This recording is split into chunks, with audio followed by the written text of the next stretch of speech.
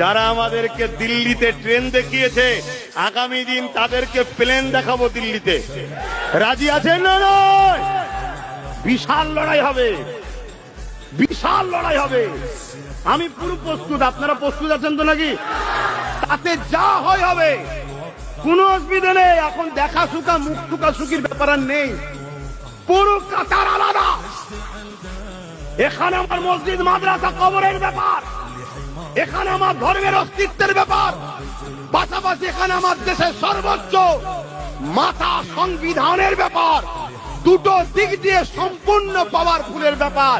এখানে মুখ সুখাসুখি ব্যাপার নয়, কে পীর সাহেব কে পীরজাদা, কে মুফতি কে মৌলানা, কে ইমাম কে হযরত, এসব দেখার ব্যাপার নেই।